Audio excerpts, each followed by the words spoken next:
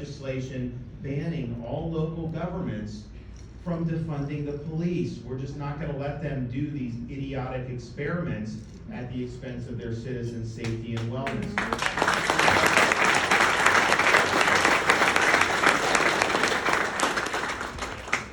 We also saw, as these agencies in Seattle and Chicago, these places, as they were slashing funding, we said, you know what, not only are we not going to slash funding from law enforcement, we're going to fund and then some. So this current year and then next budget year, we're doing $1,000 bonuses for every firefighter and police officer in the entire state of Florida.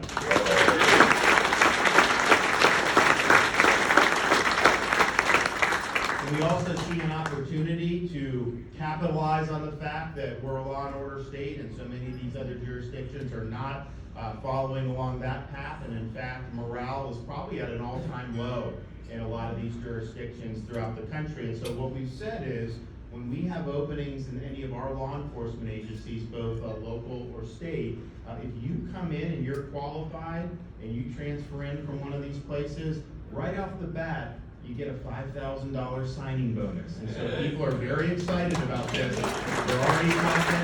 We're seeing massive amounts of applications, and it's the right thing to do. You know, part of law and order also means doing whatever we can as a state to fight back against Biden's policies at the southern border.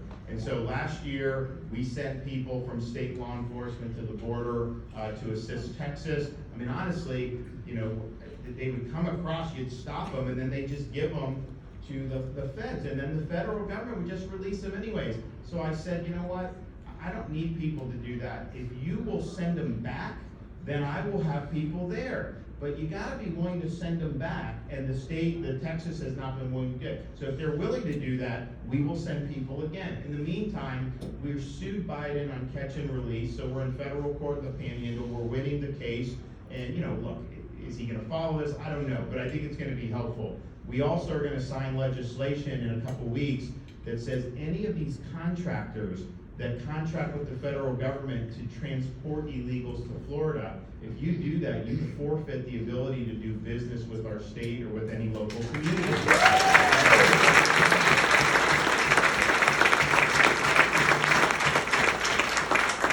We've got $12 million in the budget, probably will be available maybe in June for us, but we got $12 million, and we're watching what Biden's doing. If he is transporting and busing in illegal aliens from the southern border to Florida, I'm taking that money and I'm paying to reroute those aliens to Delaware.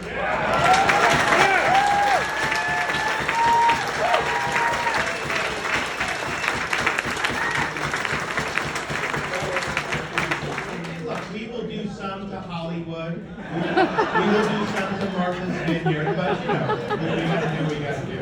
So, I think what you're about to see, if they take back this Title 42, you've already seen one of the biggest surges we've ever seen, over 2 million people since Biden's been president. You're gonna see even more of that. I mean, there's people waiting on the border right now who are gonna come right across. It's gonna be a total disaster. And I just think, you know, as Republicans, you know, we've got to be talking about this, and every single state needs to be pushing back against what Biden's doing. He is violating his oath of office with what he's doing at the border. You take an oath to take care of the laws and faithfully execute. We're very proud of leading the way on education in the state of Florida. And some of it is, of course, we do a lot on K-12, some of it's also higher ed. You know, our higher education system, universities ranked #1 for 5 years in a row. We don't let them raise tuition.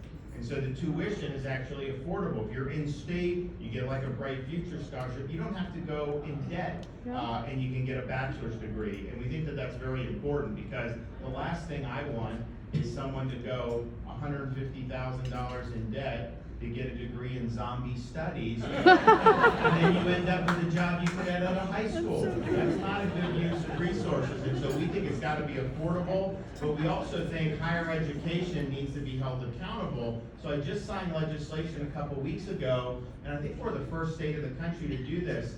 All tenured professors must go under review every 5 years.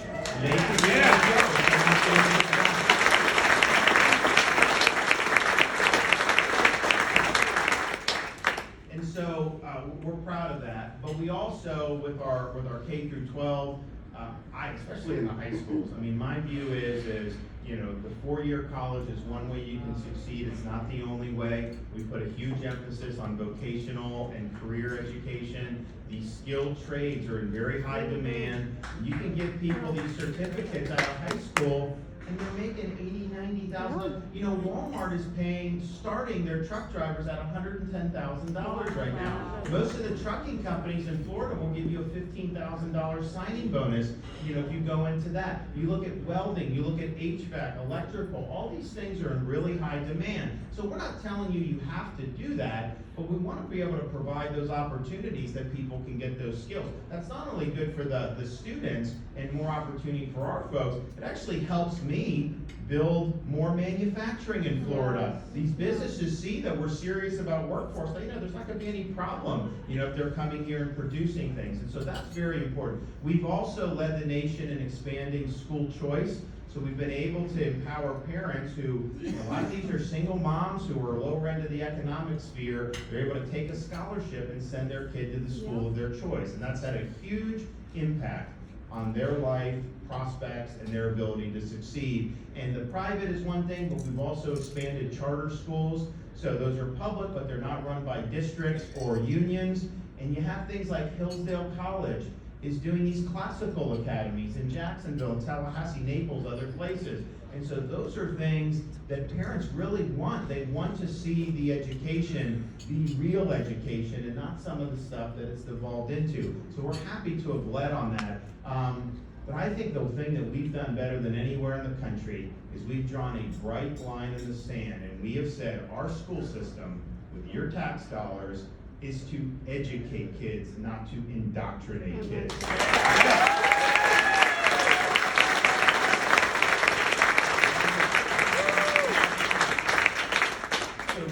the Florida Department of Education recently rejected a bunch of these math textbooks, and the media got so many, they're doing that.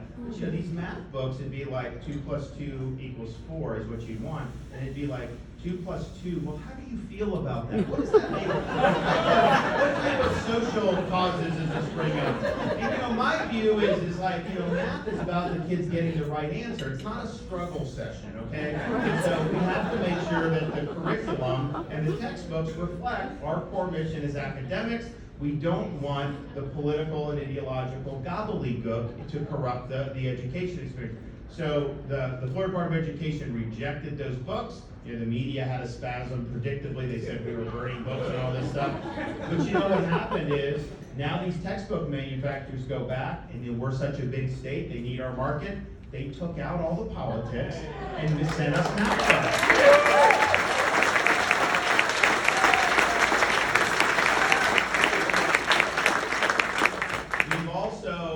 Led the nation in combating harmful ideologies like CRT in our schools. And at the end of the day, we are not going to spend your tax dollars teaching kids to hate this country or to hate each other. Right.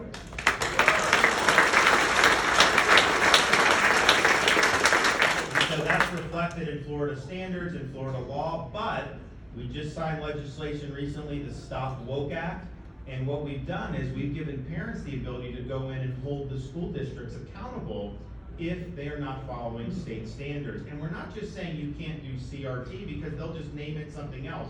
We've actually listed out what you can't do. They will teach kids the CRT. They will say concepts like merit, achievement, and hard work are really code words for white supremacy.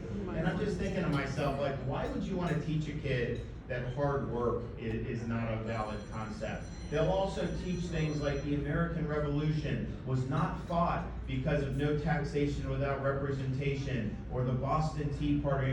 It was fought to preserve slavery, which is totally false, runs totally contrary to every piece of historical evidence. But what they're trying to do is distort history in order to advance a left-wing agenda. And so we're not going to let our curriculum be corrupted by that. And so we have very clear standards in place, and we've given parents the wherewithal to be able to make sure that those standards are enforced.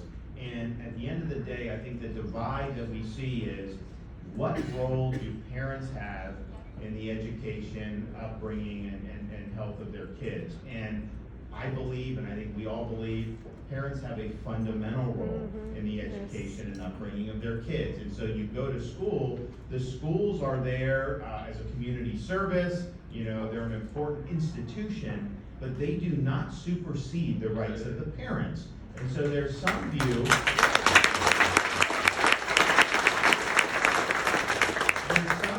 and this is what the left believes, that you send a kid to school as a parent and you just butt out.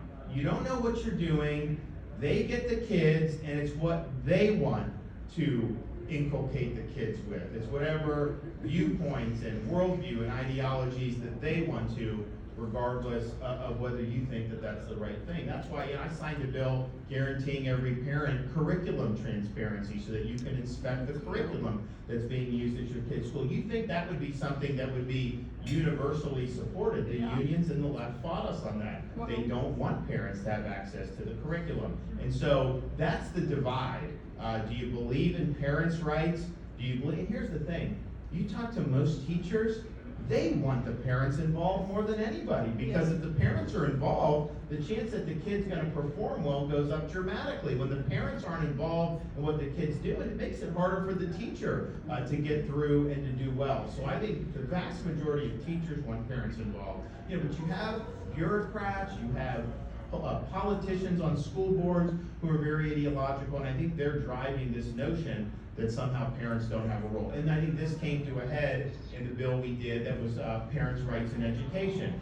You may have heard of it. The media like to talk about it. They never actually described it accurately, and they used to use, whatever slogans that they thought were whatever. But at the end of the day, that bill grew out of, there was a parent in Leon County whose daughter was going to school there, and the school was, quote, transitioning her daughter from a girl to a boy, changed the name, dress, all this stuff, against the parents' consent and against the parents' wishes. And so, my view is that's totally inappropriate for a school to be doing. But you also had situations where they were trying in the very young grades to be injecting this woke gender ideology into the curriculum. And, my view on that, in the curriculum, you would see it's geared towards young kids. It's like the gender unicorn, the genderbread man, and all these things. And it's real. And, so I'm looking at it, I'm like, if you want woke gender ideology, then go to Berkeley or Oberlin or some of these places. We don't need it in elementary school in the state of Florida.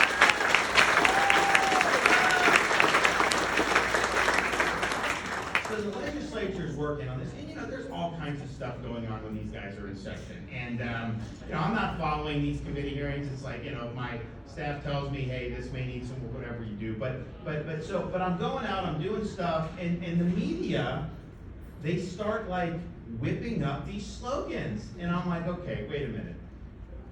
This isn't my first time around the block with these people. I know they're lying about this, okay? I'm not sure exactly how they're lying, but I know they're lying. I see them whipping up a narrative. I know how this game works. So I go back to my office and I say, what is the deal with this bill? And I read, and I'm like, these young kids, are you serious? This is the hill that they're going to try to die on? They're going to make this a thing? So I start going out and I start fighting back. And I'm like, well, wait a minute. It doesn't say that in the bill. Where are you getting it? Tell me what it says.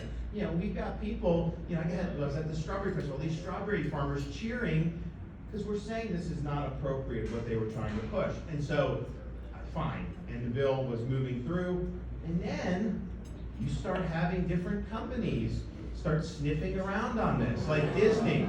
And, I told them, people are like, oh, Desantis is trying to capitalize. I told them not to get involved. I mean, I knew politically it would be very stupid for them. I knew I would have the upper hand on that, but I told them not to get involved because I said, you're just going to tie yourself into a pretzel.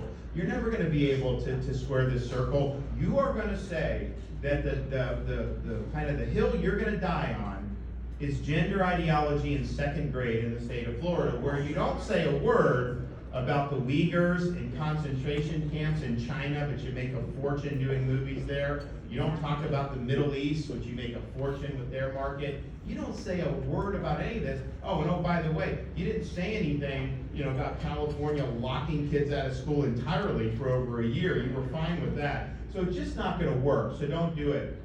Well, they figured that they had to do it, so they, they're false narratives, they were, lying about the bill, all this stuff. I'm like, fine. So I go out, I'm like, all right, this is like batting practice for me, right? I get to, so we do it. It's fine. I mean, it is what it is. You get in the ring, you tussle, and that's just the way it is. So I'm like, okay, we got that, I win round one, but that's it, so, right? Well, then I signed the bill like a week later, and they put out this statement saying this was like a gross violation of human rights and that they're going to work, that their mission as a company is to get this bill repealed by the legislature. And I'm thinking to myself, okay, you are a corporation with very close ties to the CCP. You're headquartered in Burbank, California, and you are going to repeal parents' rights in my state? You don't run this state, okay? We run this state.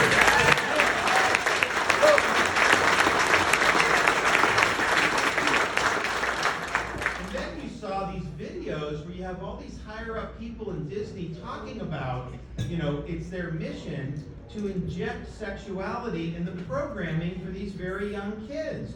And they were almost gleeful about it, and they're talking about concepts like pansexualism, which I don't know what that is, but it isn't something I want to introduce my 5-year-old daughter to.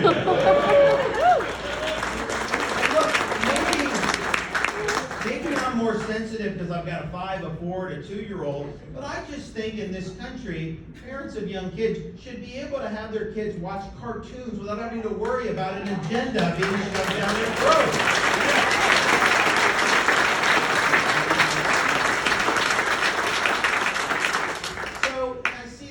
Okay, you have a right to do what you want, you have a right to say what you want, but you do not have a right to have my state subsidize you. And the fact of the matter is, this is a company that has been treated better than any corporation in the history of the state of Florida. They have their own government that basically they say Disney pays $168 million in taxes. It's a fiction. They're paying themselves to run their operations. They have their own government. They do not have to follow the laws of either the local or the state. They can do whatever they want in terms of building rides, no permits, none of that stuff like any other business would have to do. They get huge tax breaks. And I'm just thinking to myself, okay, why are we in this relationship with a company that's at war with my parents in my state and my kids? Yeah. I'm out of this, okay? Yeah. It's not going to happen.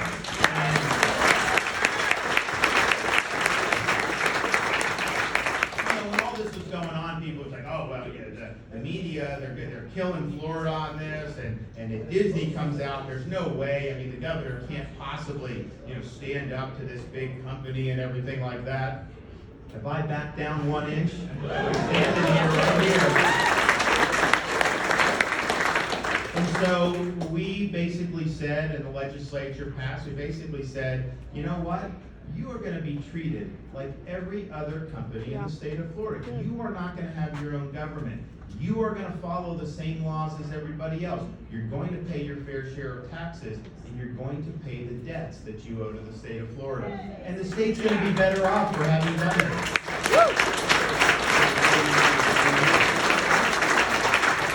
But I think it raises a larger issue, and I think one of the reasons why it's so important what we've done in Florida, not just to protect people's freedoms here, but really serve as inspiration for other states and people outside of even our country, is the left is really on the march in many of these institutions. I look back when I got involved in politics for the first time 10 years ago. I'm running for Congress, over on the east coast of Florida, and I was running to stop the policies of Barack Obama, who was president at the time. And I even wrote a book that about a dozen people read that talked about some of the problems and talked about the dangers that I saw. And look, I believe that then, I believe it now. I think those were good fights. But I also look back at that time, And it was almost quaint by comparison in terms of what we're dealing with now. One, I think the woke leftism is a much more pernicious ideology than previous iterations of leftism. You know, if you look at what they're doing, it's really a form of cultural Marxism. They're taking down statues of Lincoln and Teddy Roosevelt and Jefferson and Washington. They're trying to erase our history. They're trying to delegitimize the founding of this country, our founding fathers, our key institutions, and they basically want to replace it with a very militant form of leftism. You think about what the Democrats wanted to do after the 2020 election, you know, they had 50-50 Senate.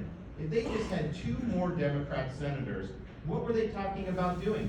Packing the Supreme Court, abolishing the Electoral College, making Washington, D.C. a state, so they'd have 2 radical Democrat senators effectively elected for life, and they wanted to federalize ballot fraud and override every voter ID requirement that every single state in this country had. So that's not an agenda that I find appealing or any of you find appealing, but even for those who think that that's something good, the fact is American families are not sitting around the kitchen table saying, man, if only we could make DC a state, or if only we could have the Supreme Court. That's not what they're talking about. They're talking about inflation, they're talking about gas prices, they're talking about crime, they're talking about the border, they're talking about all these key issues. So that's an agenda of a party and a movement that is trying to render the conservative half of this country to be second-class citizens. They want us locked out of the ability to exercise political power, and that is something, they're playing for keeps on this.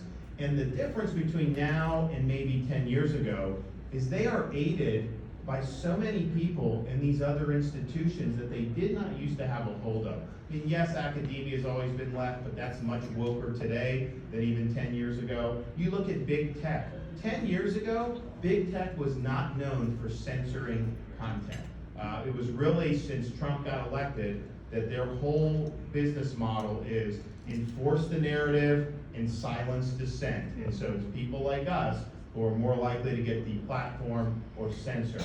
You look at corporate media, and they've never been good, but I think starting with Trump, they are just knee-jerk partisan, NBC, CNN, total disaster. All they're doing is trying to help the Democrats every single day. And then corporate America has really become woke, and whether it's because of cowardice, that they're not willing to stand up to these people, or whether they authentically believe it, they are using economic power to be able to advance very pernicious leftism in our society. And so, you know, in Florida, you know, we believe you got to stand up to that. The problem is, you know, when you do that, that is not an easy thing to fight back against. If you step out when they're doing their narratives and they're trying to pursue their agenda, if you just step out and speak the truth, man, they're going to come after you with guns blazing, the media, tech, all these people. And you got to have courage. You've got to be willing to stand strong. You've got to be willing to show backbone. And that's, I think, what we really need as Republicans. But everyone's going to say the right thing when they're running for office. It's not that difficult, you know, to have some consultant tell you some catchphrases. You know, I don't have that. I've never taken a poll since I've been governor. I actually just do what I believe. But, you know, you can hire someone to do that. But when the lights get hot, when the kitchen gets warm, when they're shooting at you, are you going to stand strong or are you going to fold? I can tell you in Florida, we stand strong. Yeah. We don't back down.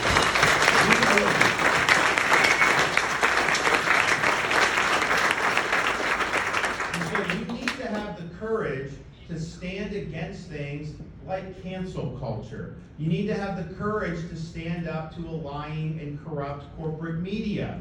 You need to have the courage to stand in the way of the Brandon administration and say, not here, not on our watch.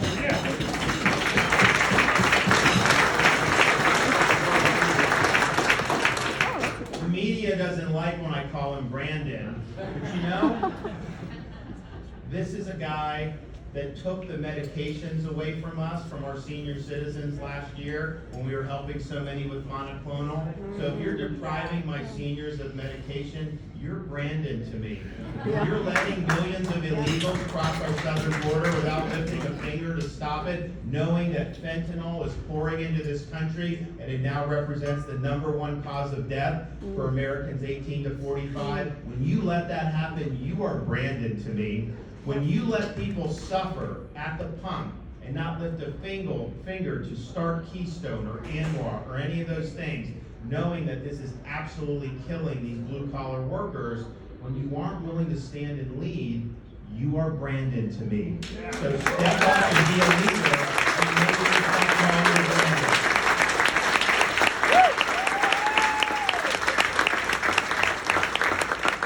So we have a great opportunity in 2022. When I got elected governor, there were almost 300,000 more registered Democrats in the state of Florida than Republicans.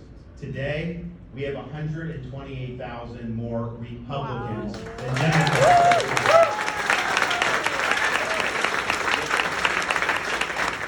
And on this pace, I think we're probably going to end up with over 200 to 250,000 margin in registrations by the November election. That will represent a shift of over 500,000 Republican registrations over the Democrats just since I got elected governor. That is historic.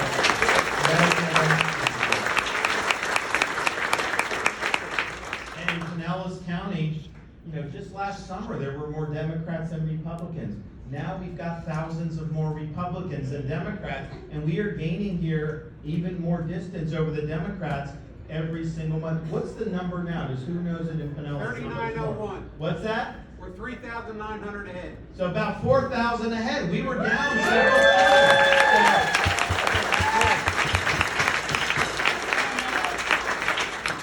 So it gives us the opportunity to have a historic victory. And I think what we need from everyone in this room is just the effort to make sure we get everybody out to vote.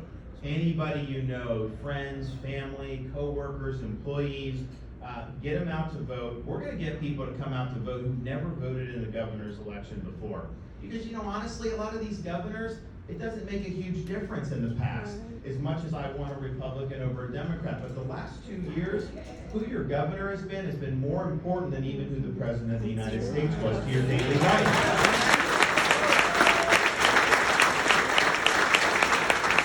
It was the governor who saved your jobs. It was the governor who saved your business. It was the governor that had your kids in school and be in school without having a mask plastered to their face 8 hours a day. That was what we did. And so we've been able to have really, really strong effect on people's daily lives in a way that you just can't normally do in kind of normal political dealings. And so I think we are going to have more energy than any governor has ever had. I think we're going to have the biggest turnout of any governor that's ever had. And I think we are going to have a historic victory for the state of Florida. We dodged a huge bullet in 2018.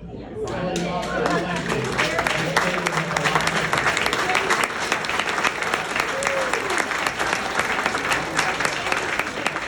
So we dodged a bullet. This time in 22, we win and we win big. This state is going to be on a course where they're not going to be able to derail us. And it's not just about me being governor. I'm talking 5, 10, 15 years down the road. If we do what I think we can do, on election night, they will say, Florida is no longer a swing state.